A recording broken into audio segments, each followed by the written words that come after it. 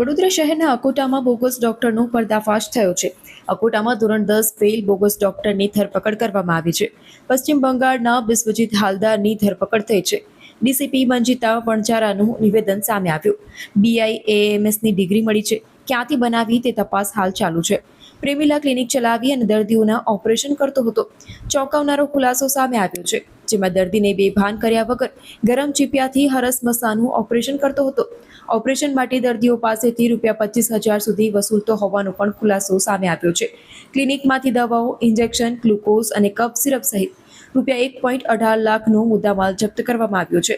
Akota police station विस्ताરમાં zone 2 LCB ટીમે બાતમી મળતા એક બિસ્વજીત હાલદાર ઉંમર વર્ષ 45 એ પોતાની જાતને ડોક્ટરની ઓળખ આપતા હતા. છેલ્લા કેટલાય સમયથી અહીંયા પ્રેમિલા નામનું ડોક્ટરનું ક્લિનિક ચલાવી રહ્યા હતા. મૂળ એ પશ્ચિમ બંગાળના છે અને અહીંયા એમનું શિક્ષણ આપણે સર્ચ કર્યું તો 10મા ધોરણમાં ફેલ થયેલા છે, પણ પોતાની જાતને મેડિકલ પ્રેક્ટિશનર્સ તરીકે ઓળખાવે છે. BIMS એટલે યુનાન પદ્ધતિ કે આયુર્વેદિક પદ્ધતિથી કોઈ પણ પ્રકારનું કોઈ શિક્ષણ નથી લીધેલું, પણ એમને ખોટા એમના ડિગ્રી સર્ટિફિકેટ્સ બનાવડાયા છે. સાથે સાથે એ આ ક્લિનિક છેલ્લા કેટલાય સમયથી ચલાવી રહ્યા છે અને અમને બાતમી મળતા અમે લોકો એમની પૂછપરછ કરતા ઘણા ઓપરેશન્સ પણ કરે છે. હરસ, મસા અને બીજી બધી બીમારીઓની ઇલાજ કરે એવી રીતના પેશન્ટને પણ બોલાવીને આવી રીતે ઓપરેશન્સ પણ કરતા હતા.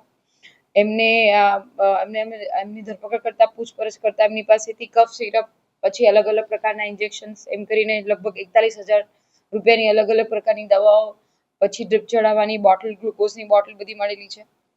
સાથે સાથે ટોટલ એમની પાસેથી ₹1,18,000નો મુદ્દામાલ પણ મળ્યો છે કે જે મેડિકલ પ્રેક્ટિશનર્સ હોય એમની પાસે સત્તા હોય કે જેનો ઉપયોગ કરીને બીજા બધા પેશન્ટને પ્રિસ્ક્રાઇબ કરી શકે. અત્યારે હાલ એમના વિરુદ્ધમાં BNSની કલમ 125 અને ગુજરાત મેડિકલ પ્રેક્ટિશનર્સ એક્ટની કલમ 30 અને 33 મુજબ ગુનો નોંધી અને એમની અટક કરેલી છે. હવે શું કાર્યવાહી? કારણ કે ખોટા સર્ટિફિકેટ છે, ખોટા ડોક્યુમેન્ટ છે, લોકોના સ્વાસ્થ્ય સાથે ચેડા કર્યા છે, કયા પ્રકારની આગળ? બિલકુલ સાચી વાત છે. અત્યારે હાલ જે આ નકલી ડોક્ટર બની અને લોકોના જીવન અને જાનને જોખમમાં મૂકી રહ્યા છે તેના વિરુદ્ધમાં મેં એનો ગુનો નોંધ્યો છે અને એમની ધરપકડ કરીને આગળની કાર્યવાહી ચાલુ કરે છે. મેડમ, આ જે ડિગ્રી છે તમે કહો છો ડિગ્રી પણ નથી એમની પાસે, કોઈ સરકારી કોલેજમાંથી લીધી હતી કે ના, મને લાગે છે કે એમ ક્યાંથી પ્રિન્ટ કરાવડાવી છે, કારણ કે આ મૂળ પશ્ચિમ બંગાળના વ્યક્તિ છે. પશ્ચિમ બંગાળથી અહીંયા શિફ્ટ થયા અને પછી અહીંયા એમની પોતાની એવી પ્રેમિલા નામની મેડિકલ ક્લિનિક એમને ચાલુ કરેલી હતી. આ ક્યાંથી આવી ડિગ્રી લઈને આવેલા છે એની તપાસ અમે આગળ કરી રહ્યા છીએ.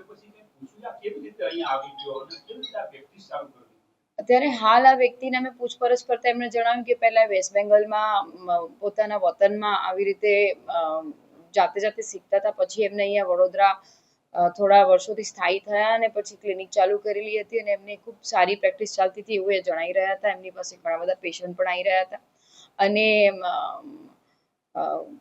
એ લોકોની પોતે કોઈ એવી ડિગ્રી ધારક નથી છતાં પણ લોકોની ટ્રીટમેન્ટ કરી રહ્યા હતા. અમારે ધ્યાને આવતું અમે લોકો એમના વિરુદ્ધમાં ગુનો નોંધેલો છે.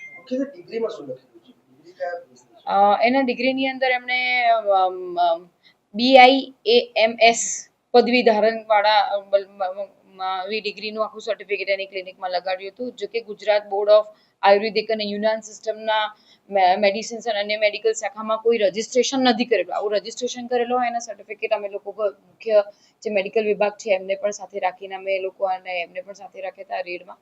એટલે એમને પણ પૂછપરછ કરીશું. સર્ટિફિકેટ નકલી છે તો એ ક્યાંથી બનાવડાવ્યું છે, કોણે બનાવડાવ્યું છે, અન્ય કોઈ આવા ઇસમો આવી બોગસ પ્રેક્ટિસ કરતા હોય તો વી વિલ ટેક એક્શન. પોલીસને કઈ રીતે શંકા ગઈ કે કોઈએ ફરિયાદ કરી હતી? અમારા ખાનગી બાતમીદારે બાતમી મળી હતી અમારી LCB સ્કોડને અને એ લોકોએ જ્યારે આ ક્લિનિક પર ગયા ત્યારે ઘણા બધા પેશન્ટ્સ હતા જે એમના ઓપરેશન્સ પણ થઈ રહ્યા હતા. 25,000માં કોઈ મસાનું ઓપરેશન થઈ રહ્યું હતું, પણ મસામાં એ લોકો માત્ર બેહોશ કર્યા વગર ગરમ ચીપિયો લગાડી રહ્યા હતા. તો આમ જોઈએ તો એ લોકોના જીવનને જોખમમાં મૂકી રહ્યા હતા. એ બધી ઘણી માહિતી ધ્યાને આવતા તરત અમે લોકો રેડ કરેલી. ના, એમની એક સામાન્ય ક્લિનિક છે એવું ધ્યાને આવ્યું છે. કોઈ સોકોલ્ડ આપણે જે પ્રોટોકોલ પ્રમાણે મેડિકલ વિભાગમાં જેવી રીતના થતું હોય દવાખાનામાં હોસ્પિટલ્સમાં જે ઓપરેશનના પ્રોટોકોલ હતા એવી રીતના કોઈ આ નથી કરી રહ્યા, કારણ કે પોતે પણ 10મું ધોરણ પાસ નથી, એમની પાસે કોઈ એવી સત્તા કે ડિગ્રી નથી કે એવી રીતના એ મેડિકલ પ્રેક્ટિસ કરી શકે. છેલ્લો સવાલ, કેટલા વર્ષથી આ પ્રેક્ટિસ કરી રહ્યો છે?